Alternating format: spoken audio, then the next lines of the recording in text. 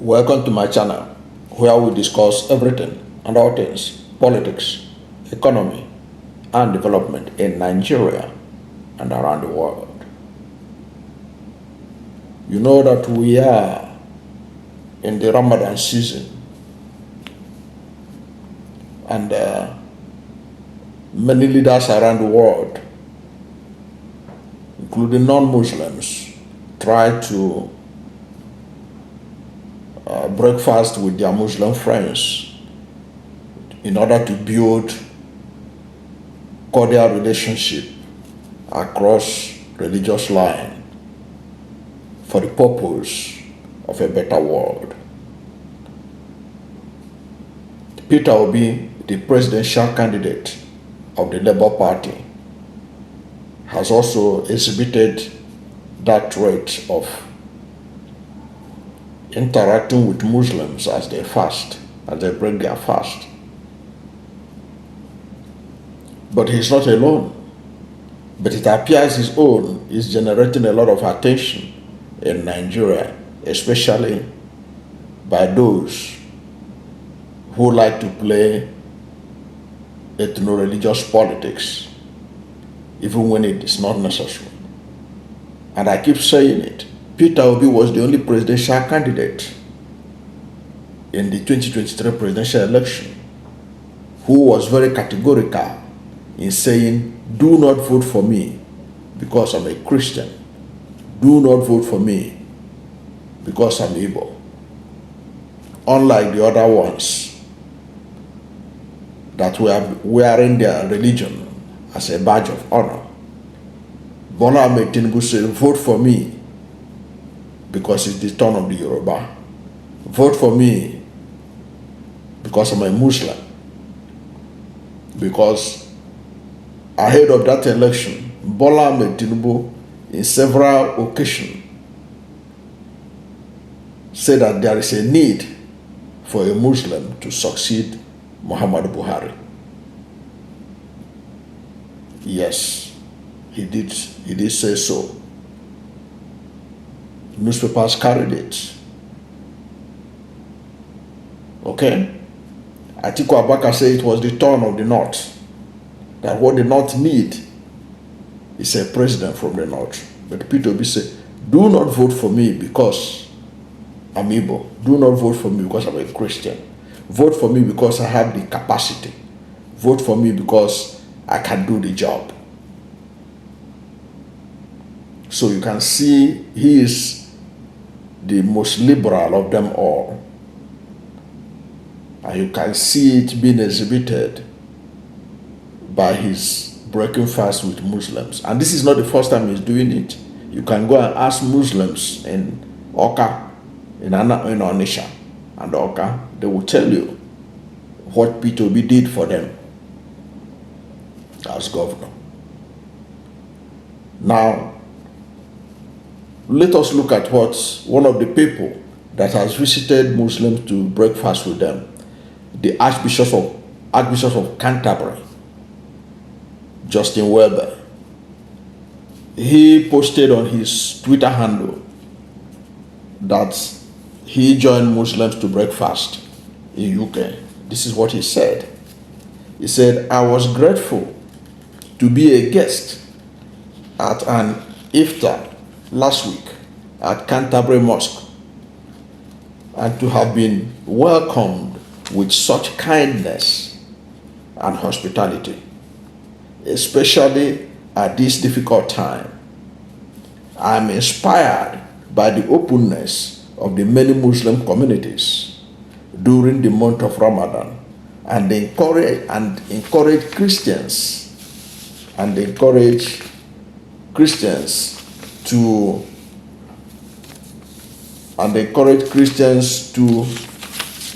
go and break fast, to take up such invitation, and encourage Christians to take up such invitations and build up the bonds of friendship, understanding, and support between our communities. So the Archbishop of Canterbury supported Christians breaking fast with Muslims. saying it will help to build a better community. Now, when I look at the comments under the Archbishop of Canterbury's post, I discovered that there were many people that were kicking the Archbishop. Okay?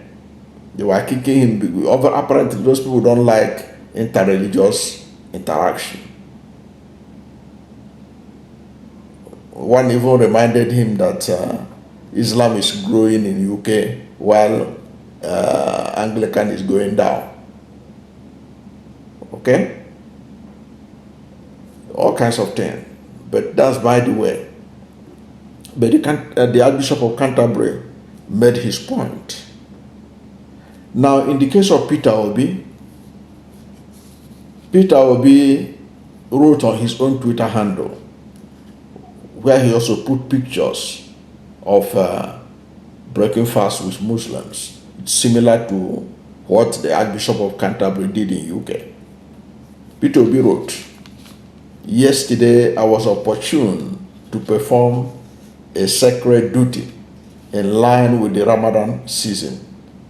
I had the honor of traveling to Lafia in Nasarawa State, where I had the privilege of meeting with the Emir of Lafia, Honorable Justice Sidi Baje Mohammed, JSC, retired, a very revered leader. And these visits are invaluable opportunities for me to gain insight into the realities faced by our people, many of whom are enduring monumental hardships at this very moment, and also to demonstrate the need for leaders to show responsibility and empathy for the people around them. Leadership in our new nation must meet the people in their places of real need and experiences." P.O. Peter Obi, he signed off. Now, you see what Peter Obi relates with his Muslim neighbors, Muslim community very well, because after all, he wants to be president of Nigeria, and when he becomes president, he's not going to be president of Christians or alone. He's not going to be president of herbalists or unbelievers or traditional religionists or whatever you like. He's going to be president of both Muslims, Christians, traditional religionists, and what have you. He's going to be the president of all Nigerians. So it is a good thing that he demonstrated by breaking the fast with Muslims. And this is not the first time he's doing it, as I said earlier on. He had been breaking fast with Muslims right from when he was governor in Anambra State, and even after. Okay, but look at what Bashir Ahmed wrote about Peter Obi.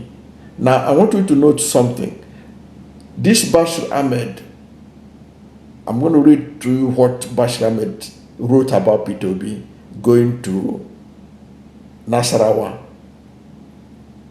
to breakfast. He took a jab on Peter Obi, but this same Bashir Ahmed, he was, to show that he is a hypocrite, he shared gleefully the Archbishop of Canterbury's breaking of fast in UK. He shared it. He didn't make any comment, but he was happy to share it. But this Peter Obi visiting Nasarawa, he didn't share it, but he wrote to attack it. He wrote to attack Peter Obi for going to breakfast with Muslim. Himself, obviously, Bashir Ahmed from Kano, so obviously is a Muslim. Okay? Now, this is what he wrote to take a jab on Peter Obi for being in Nasarawa to break fast with Muslim. This is what he said. He said, Mr. Peter Obi loves drama. He would have to act in many scripts. He will have to act in many scripts from now to 2027 and still end up producing an unsellable movie in the ballot boxes. I just watched his latest hit, his visit to a mosque in Nyanya, where he joined Muslims during their breaking of the Ramadan fast. So he was playing politics with it. He was sort of making jest of Peter Obi that even if he let him go to follow and break the fast, that what he just acting is drama. But if Bashir Ahmed is true to himself, if they did not rig the election, the APC didn't rig the 2023 presidential election, he should know that it was Peter Obi that won it. If 2023 presidential election was free and fair, he knows that Peter Obi won it, voted for by both Muslims and Christians. It's a fact. It is because of Peter Obi that they panicked and switched off the server from transmitting the result of the presidential election so that they can manipulate it. That much was agreed by Lai Mohammed, the Minister of Information. He said it, that they deliberately switch off the transmission of presidential election results because they believed that there was an attempt, a cyber attack against INEC server. But it was a lie from Peter Obi. There was no such thing. No such thing. Even INEC issued a statement saying that all their facilities are intact, that they had only glitches. There was no threat of attack. But Lai Mohammed told the world in the United States that INEC shut down the IRIF to stop cyber attack that never existed. So if Bashir Ahmed don't know, both Muslims and Christians voted for Peter Obi. And Peter Obi won more states despite the riggings of the APC than Bola Ahmed Tinubu. You should go and count the number of states that Peter Obi won outrightly and compare it with the number that Tinubu won outrightly. You know that Peter Obi won more states than him. Even with the addition of River State, that is not supposed to be added to Tinubu, because independent verification by BBC and Premium Times shows that Peter Obi won it. Peter Obi also presented evidence that he won Benue that was also added to Bola Ahmed Tinubu. So Peter Obi is not somebody you can say that in 2027 that he's going nowhere. It's a lie. He's going somewhere. Because already the APC administration of Bola Ahmed Tinubu has failed woefully. It has created more poverty than ever before in Nigeria's history. More people are being killed now than ever before. More people are being kidnapped now than ever before. There's a total breakdown of law and order. The Financial Times of London said that Nigeria under Bola Ahmed Tinubu is a failing state. So if we are true to ourselves, there is no way APC will win a free and fair election in 2027. Bashir Ahmed should be able to know that. You can see the way he treated two leaders that broke fast, two Christian leaders that broke fast with Muslims. He took a jab on Peter Obi, but he was happy with the Archbishop of Canterbury.